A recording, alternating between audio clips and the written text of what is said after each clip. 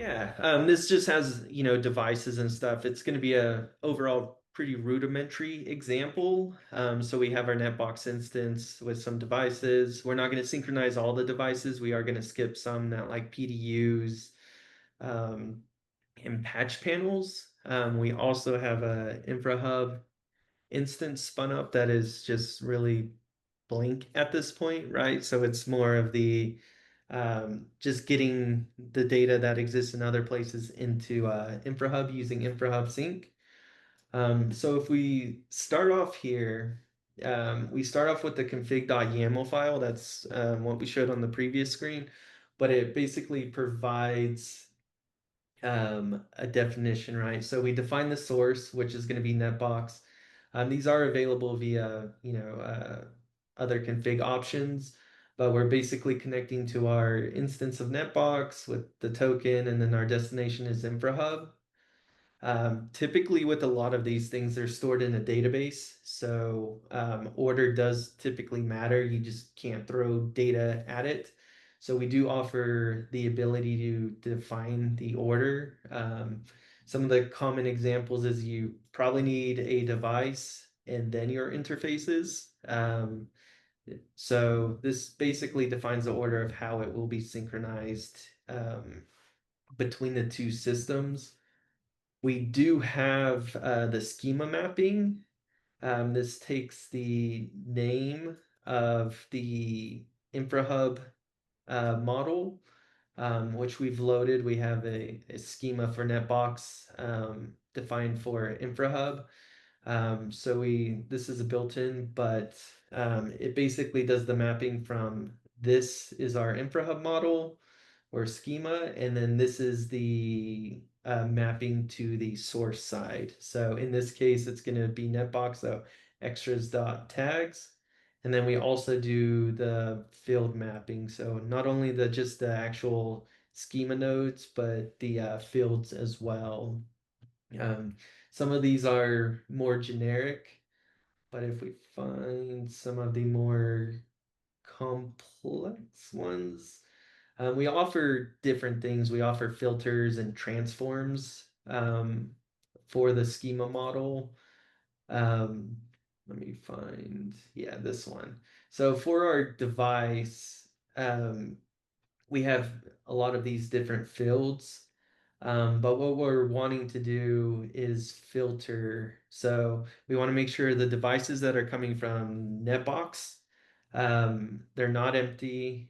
And then this is where we're doing some of that filtering, right? Today we don't want to sync in PDUs and patch panels.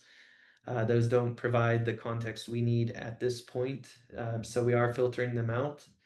But we also offer transforms as well. So you could transform the data using Jinja from the source system to what we want in our destination system of Infrahub. Um, so with all these mappings, we basically get to define the logic to translate between one system to the other. With this, once this is all defined, we run the basically we Infrahub Sync will take this and then build out the underlying diff sync adapters. So if we take a look at these, we'll start at the source system. Um, this is basically diff sync. So we take care of it for you based off that config. And this is basically just telling it what there is to synchronize. And then we go into our models, and then this more or less relates to, okay, what are the fields that we have defined for those schema nodes? Um, and then whether they're required and the model names and stuff like this. So basically we abstracted it away into a config to automatically build these for you. So it should make really the synchronization process a lot more straightforward um, for when you're trying to federate the data. And then what we want to do after we have these generated, we're basically ready to do the synchronization. We offer a diff command. This is all, Infrahub Sync is the CLI tool. um, command that you're going to use, the generate did end up basically generating those models for us in the adapters. And then we just gave it the directory and all that to sync from. So we're going to reuse this config file in this directory, but we're actually going to do the diffs. So this will basically show us what the difference is between the two systems. Um, Today it's an empty system, so pretty much everything's going to be missing. But we do offer, showing what will actually be synchronized. And then you can see that they're missing. So now that we know that there is a lot, to synchronize, we'll end up using that. We've used the generate command, the diff command, and then we will use the sync command. And then Yeah, this, and the sync will apply the the changes, I guess, Miguel. yes, that is correct. So basically, we were able to see what it would do, and then this synchronization process actually moves the data from one source to the other, or I guess copies it really. So we're taking the data from Netbox and then we're putting it into Infrahub. So it'll Nice.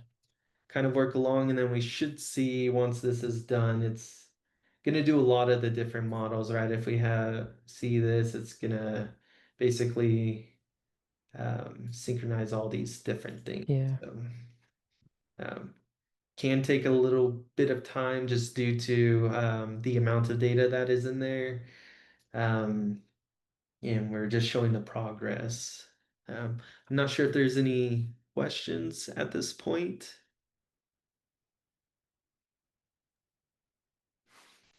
Yeah, it doesn't look like it. So yeah, we'll wait for this process to complete and then we should be able to see our devices Nice. across the two systems. So we're able to refresh, make this larger since we've kind of done the coding part of it for this. But we can see that we've synchronized 31 devices over. We were able to synchronize their location, the model, the rack, their role, and organization. So we were able to actually get a lot of that information and context there. Um, and then we can look at VLANs as well. So it's all synchronized over. But again, as you can see with this, was all these relationships are important, right? And we were able to bring those over to from that box into Infrahub.